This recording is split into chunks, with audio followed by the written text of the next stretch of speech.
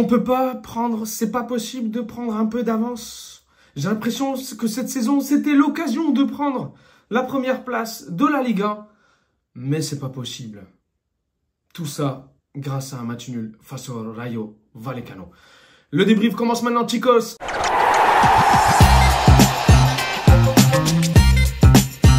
Hola chicos, buenas noches, bienvenidos a todos. J'espère que vous allez bien.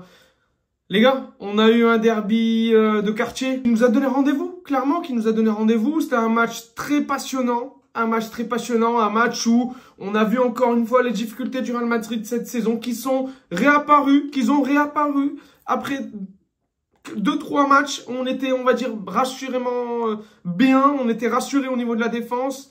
Et puis là, la défense Rudiger, Tchouaméni a pris l'eau ce soir au bout de même pas 10 minutes de jeu. 7, 2, 5, 3. Non, ils ont pris l'eau. Et en fait, tu vois que dans cette défense, le Real Madrid, Rudiger, Tchouaméni, il n'y a pas de leadership. Déjà qu'il n'y a pas d'entente entre les deux. Pourquoi? Parce que les deux joueurs n'ont pas joué ensemble autant de matchs. Et également aussi, tu vois en fait la faiblesse des deux en fait. Tu vois la faiblesse de Tchouaméni qui, dès qu'il voit un ballon partir, il est perdu. Il s'est fait manger sur une course d'NTK, l'attaquant du Rayo Vallecano, où il a pris vraiment l'ascendant sur lui. Il n'a pas réussi à le rattraper. Il n'a pas réussi à le rattraper, NTK. Franchement, heureusement, c'est pas Lewandowski. Hein. Heureusement, c'est pas Harry Kane. Parce que le mec, ou même Rafinha à la rigueur, parce que sinon, il aurait pris un but sur cette course de balle. Et même la passe d'NTK, elle est exceptionnelle. C'est juste, voilà. Il n'y avait personne dans le point de penalty. Mais sinon, la défense centrale, moi, je suis pas satisfait. C'est quoi? Qu'est-ce qui se passe avec Raúl Asensio?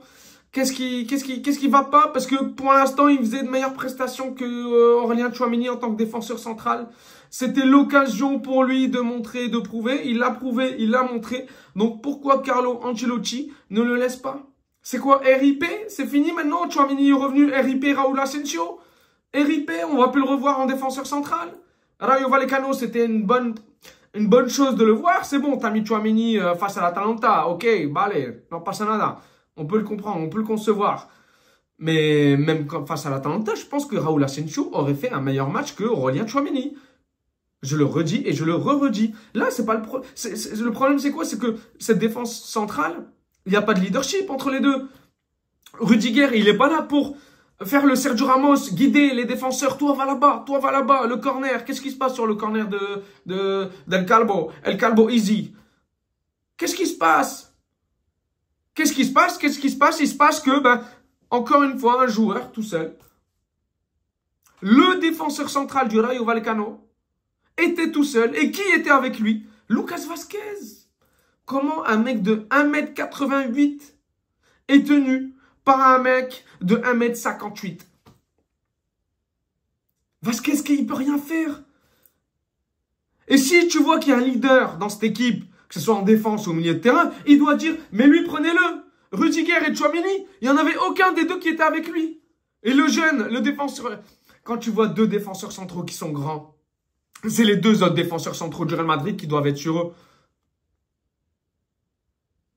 Depuis quand, Lucas Vázquez? Je sais pas, Carlo, du banc, ouvre ta bouche un peu, dealer. Dès les premières secondes, tu vois le Real Madrid mener. Tu vois le Real Madrid sous l'eau. Ils sont en train de nager comme des poissons, des sardines. C'était des sardines, c'était niveau sardines première mi-temps. Enfin, surtout les 20 premières minutes de la première mi-temps. Après, heureusement, il y a la délivrance de Valverde exceptionnelle. Trapasso, bombasso, qu'est-ce que tu veux, frère? Qu'est-ce que tu veux? C'est lui qui a débloqué, qui a sauvé la première mi-temps du Real Madrid. C'est lui. C'est bien sûr Valverde. De par sa prise de décision. En dehors de la surface, grosse frappe de 35 mètres. S'il n'y avait pas ce but-là, première mi-temps, on est mené clairement et logiquement. Logiquement. Qu'est-ce qui arrive juste après? On égalise juste avant la mi-temps, 2-2. Grâce à qui? Jude Bellingham. Jude Bellingham a fait une masterclass encore une fois. 6 matchs, 6 buts. Ouais, 6 matchs, 6 buts. Jude Bellingham. Bellegold, Jude Bellegold, está de vuelta. Il est de retour, les amis. Il est de retour, chicos, Jude. Il va marquer à tous les prochains matchs maintenant. Je vous le dis, moi. C'est lui, c'est lui, c'est lui le leader. Non, je rigole. Il y en a plusieurs des leaders. Il y a Vinicius. Mais Jude Bellegold, tu sens qu'il y a un leadership en lui, quoi. Tu sens que le mec peut devenir capitaine du Real Madrid, mais sans problème. Parce que c'est lui qui va mener l'équipe. En fait, ce mec-là, il a l'intelligence, il a la force, il a ce leadership-là pour mener son équipe et la porter sur ses épaules. Tel que Captain America, quand il porte son équipe face à, j'allais dire à Noseke, là, comment il s'appelle? Bref, Jude Bellingham, il a le leadership. Il a tout ce qu'il faut. Jude Bellingham, c'est un porteur. Ce mec, dans les moments difficiles, il est là à pousser jusqu'à égaliser. Et à remettre un peu le Real dans le train. Sauf que là, qu'est-ce qui se passe? Il se passe qu'on a eu un réveil encore une fois du Rayo Vallecano. Et le Rayo Vallecano n'a pas lâché du match. Vasquez, 2 fois. Le premier but, il doit être sur lui. Il est tout seul, le mec. Unai. Avec son nom basque, là. Unai, il était tout seul. Le premier but, il était tout seul. Les 2 défenseurs. À l'ouest, Vasquez, il a avancé. Il a oublié qu'il y avait quelqu'un derrière lui. L'autre, il l'a mis croisé. Courtois, il peut rien faire. Il l'a même pas touché, Courtois. La défense, elle était sous l'eau. Fran Garcia, il se fait manger. Mais il se fait manger. Avec sa tête de brochette, là. Franchement, coupe tes cheveux si tu vois rien. Coupe tes cheveux, Fran Garcia. Fais un truc. Il s'est fait balader par un arrière droit ou un ailier droit du Rayo Vallecano. Fran Garcia, il n'a pas le niveau, les gars. Je le répète. Je l'ai répété il y a quoi? Il y a 2, face à Bilbao, le débrief de Bilbao, c'était la même chose. Fran Garcia, il s'est fait manger, il s'est fait balader. Ramène un joueur de la Castilla, j'en sais rien, moi. Mais tu peux pas faire jouer des joueurs de tel niveau. Il s'est fait balader sur le premier but du Rayo. Oh, chaval. C'est impossible. Non, tu peux pas continuer comme ça, en fait. Avec des latéraux comme ça, tu peux pas. Tu ne peux pas. Je suis désolé, les gars, mais Vasquez, c'est pas un défenseur arrière droit. Et Fran Garcia, il n'a pas le niveau du Real Madrid. Défensivement, il se fait manger. Et devant, il s'est qu'accéléré. Il s'est ni centré, ni dribblé, ni provoqué. Nada. Nada de nada. Qu'il aille à la salle de sport et se muscler avec Mesut Özil. Il a qu'à faire concurrence avec Mesut Özil à la salle de sport Basic Fit. J'en sais rien. Mais il n'a pas le niveau d'un joueur de football au Real Madrid. Je suis désolé, les gars. Je suis sévère, mais c'est la vérité. C'est la vérité. Défensivement, il se fait manger. Offensivement, il sait rien faire. Donc, qu'est-ce que tu veux faire avec des latéraux comme ça? Non. Non, non, non et non. Non. Voilà, non. Je suis désolé. Oui, on n'a plus de défenseur arrière droit. Un arrière droit, mais moi je vous l'ai dit, je le répète, je vais le répéter à chaque débrief, ça me dérange pas. Valverde arrière droit. Ou bien tu ramènes un arrière droit de la Castilla. Mais tu ne me mets pas Vasquez arrière droit. Lucas Vasquez arrière droit, je suis désolé les gars, mais c'est non. Peu importe l'équipe en face, on l'a même encore vu ce soir. On l'a vu face à l'Atalanta, il a galéré. On l'a vu ce soir, il a galéré. Stop. Peu importe l'équipe, qu'elle soit faible, moyenne ou forte, il va prendre l'eau. Il va te faire peut-être un bon match sur 10, mais non, en fait, c'est insuffisant quand tu es le Real Madrid. Donc, défensivement, on a pris l'eau aujourd'hui. Quand tu vois les défenseurs centraux, c'est même pas un défenseur central, Tchouaméni, tu vois. Donc, on a Lucas Vasquez, c'est pas son poste, il est nul à chier. Tchouaméni, c'est pas son vrai poste. Mais bon, il est meilleur que NDC. Donc, lui, j'ai envie de te dire, c'est sa roue de secours, défenseur central. Sinon, il joue pas, en fait. Donc, j'ai l'impression que Carlo Ancelotti, il le met parce qu'il est obligé de le mettre. Et c'est ça le problème. Raúl Asensio, il passe avant lui. Clairement, il passe avant lui, Raúl Asensio. Il a montré en peu de matchs il le fume. Il le fume. Et en plus de ça, tu te dis, bah, Aurélien Tchouaméni, il est trop nul en tant que milieu défensif. Ah bah, tu te dis, bah, qu'est-ce que tu veux? Tu mets milieu défensif Valverde. Super, excellent. Ceballos, qui a fait des bons matchs en MDC. Mets-le. Valverde arrière droit. Arda Güler à la place de Valverde. En milieu central droit ou Modric à la rigueur. Et Kamavinga milieu central gauche. Voilà. Basta. Brahim Diaz, Rodrigo Vinicius. T'arrêtes. 4-3-3 simple. Basta. Et à gauche, tu m'enlèves Fran Garcia qui retourne à la Castilla. Qui allait reprendre des cours avec Raoul. Franchement, c'est dur. 3-3, les gars. On a encaissé 3 buts face au Rayo Vallecano. C'est le Rayo Vallecano, les gars. C'est quoi ce délire? On doit gagner ce match et passer devant le Barça. On n'a même pas eu l'occasion d'être premier pour l'instant. C'est pas normal. C'est inacceptable. Je suis désolé. Demain, le Barça, ils jouent les Ganes. Ils vont les taper. Doublé Rafinha, 2 passes D de Lamine Yamal. Mais non, ils vont pas rigoler. Ils ont fauté face à Las Palmas, mais demain, ils vont pas fauter. Ils ont l'occasion de passer encore et de gagner des points. Mais non, les gars. Nous, on a l'occasion de jouer un petit club qui est 13e de Liga et on n'arrive même pas à gagner. Et c'est toujours aussi compliqué là-bas. Mais quand tu vois l'équipe, les gars, franchement, quand vous voyez l'équipe du Real Madrid, c'est du high level. Milieu de terrain, Modric, Arda Güler, Brahim Diaz, Jude Bellingham, Rodrigo. Rodrigo, beau but. Très beau but de Rodrigo. Elle est peut-être déviée, mais très beau but. On a géré. C'est juste qu'on a pris l'eau, en fait. On a pris l'eau défensivement. Ils étaient perdus. La pression, la pression que le Rayo Vallecano, ils nous ont mis, même en deuxième mi-temps, franchement, régalade. Et même les phases de jeu, à un moment que Rayo Vallecano, ils avaient, le Real ne l'a pas eu une seule seconde. Aujourd'hui, ce soir. Construction, c'était fluide. Le Rayo Vallecano jouait, mais comme le Barça, même meilleur que le Barça. Des phases de jeu du Rayo Vallecano, j'étais choqué. Pouf, centre, changement d'aile. Ah les gars, non, on peut pas. Tu peux pas avoir des phases de jeu comme ça. Tu peux pas te prendre des phases de jeu comme ça face au Rayo Vallecano. L'entrée de Vinicius, au bout de 5 minutes, il se fait un carton jaune. Qu'est-ce qui se passe? 10 suspendus. Au prochain match, bien évidemment, on dirait qu'il a fait exprès. Il a parlé à l'arbitre, il ne doit même pas parler une seconde à l'arbitre parce que l'arbitre, il avait déjà sifflé. Pourquoi tu ouvres ta boca? Que sera la boca? Que es la serra? Gilipollas.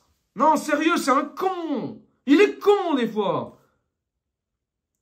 C'est quoi? Il n'a pas compris qu'à cause de ça, il n'a pas gagné le ballon d'or.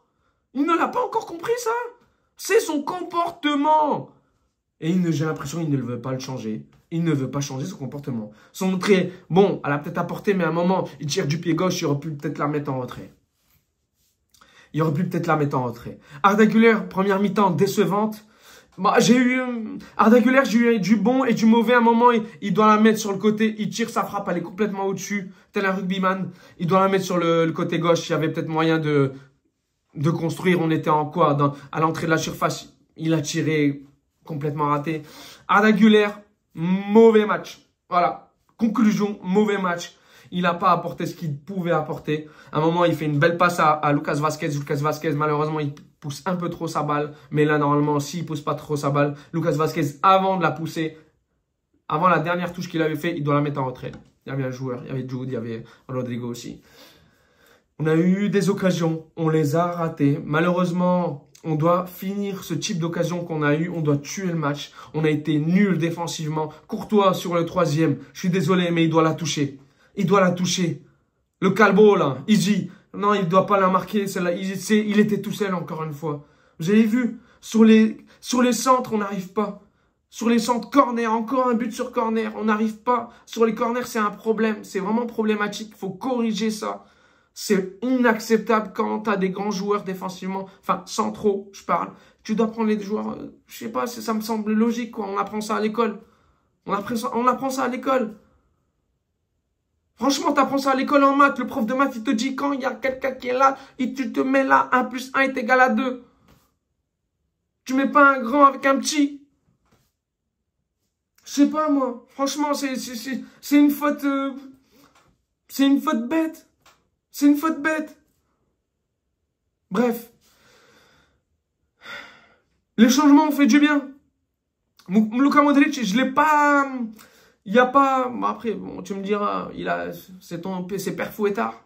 Mais bon, Père Fouettard n'a pas donné ce qu'il pouvait donner. Il a fait quand même un bon match, mais je m'attendais à ce qu'il apporte un peu plus quand même dans son apport du match. C'est plus Valverde qui a apporté offensivement, mais Modric il doit plus apporter dans les passes dans l'intervalle ou les passes qui cassent un peu à la Toni Kroos ou même des passes en profondeur. Mais l'entrée d'Hendrick malheureusement n'a pas fait du bien également parce que défensivement ils ont géré. Quand je vois Lejeune tirer des coups francs cadrés, je tremblais sur les coups francs de Lejeune. Les gars, c'est inacceptable. Le centre, le but de Easy, c'est Lejeune qui centre juste après son coup franc. Chaval. Il y a des trucs, franchement, tu te dis, c'est pas normal que le Real concède ce type d'occasion. Qui galère de cette manière-là. Franchement, c'est inacceptable. C'est Rayo Vallecano en face. Il y a eu des choses par moment où tu te dis, mais c'est pas normal. Ce manque de concentration qu'ils ont eu le Real Madrid. Ce manque de pressing, il n'y a pas eu de pressing. J'ai l'impression qu'il n'y a pas eu des joueurs qui étaient là mentalement et qu'il n'y a pas eu des joueurs aussi qui étaient investis dans le match. J'ai senti des joueurs qui n'étaient pas investis totalement. Encore une fois, j'ai senti que l'équipe adverse était au-dessus. En fait, j'ai revu des séquences qu'on a eues face à Bilbao. On a eu les mêmes séquences face à Bilbao, pressing très haut, le Real qui se fait manger, le Real qui n'arrive pas à sortir le ballon. Je voyais des fois des Tchouaméni à la ligne de but, Rudiger qui la perd. Dans la surface, qui rate sa balle. Il la remet au mec qui a fait la touche, Fran Garcia, tu peux pas, le défenseur. Enfin, il y a des séquences, franchement, inacceptables du côté du Real Madrid défensivement. Grâce au pressing du Rayo Vallecano, justement. Mais ça, c'est inacceptable. Je suis désolé, les gars. Manque de concentration. Les joueurs qui sont au milieu de terrain ne sont pas venus aider la défense pour sortir la balle. Et ça, c'est ça qui manque. Et ça, on l'a vu face à Bilbao, le même match. On a eu une très belle prestation face à l'Atalanta qui était exceptionnelle. Mais là, ce soir, c'était le Real d'il y a quelques matchs. On perd des points. On perd 2 points. Encore un match nul au Rayo Vallecano. C'est pas la première. Et c'est décevant pour le Real Madrid. Le Real Madrid qui va jouer contre un club mexicain. La finale intercontinentale. Je ne sais pas ce que c'est, la vérité. Je ne sais pas ce que c'est. La finale intercontinentale, on dirait John Wick. L'hôtel intercontinental. La vérité, franchement, on invente des trucs parfois. Des coupes. Je ne sais pas ce que c'est cette coupe-là. La vérité, je ne sais pas elle sert à quoi cette finale. Moi, ça m'embête qu'on joue ce type de match où les joueurs peuvent se blesser alors que tu as un match en Liga qui est contre l'FC Séville. Séville qui sont revenus, Séville qui ont gagné aujourd'hui face au Celta Vigo. Séville qui sont revenus, ils reprennent un peu confiance en eux et c'est arrivé au mauvais moment. Séville qui ont fait un match exceptionnel face à l'Atlético de Madrid. L'Atlético de Madrid qu'ils ont sauvé la semaine dernière justement où l'Atlético perdait 3-1 face au FC Séville en casa à l'Atleti, au Metropolitano. Et ils ont réussi à faire une remontada à l'Atlético de Madrid grâce à Antoine Griezmann. Antoine Griezmann qui reçoit demain Getafe. 2 derbys dans le week-end. On a eu un petit derby là, de quartier. Et demain, Getafe, Atlético de Madrid. L'Atlético de Madrid qui peut rattraper le Real Madrid sur le classement. Et ça, danger. On les oublie, hein, l'Atlético de Madrid. Mais ils sont toujours là vers la course. Et là, on perd des points pour la course au titre. Chicos, on se retrouve pour le prochain débrief qui est Real Madrid contre le club mexicain. Mercredi, je crois, la finale. Donc, Chicos, peut-être un autre débrief demain pour un autre match très important. Manu, le derby mancunien. Chicos, prenez soin de vous d'ici là. N'hésitez pas à liker, à partager. Ciao, ciao.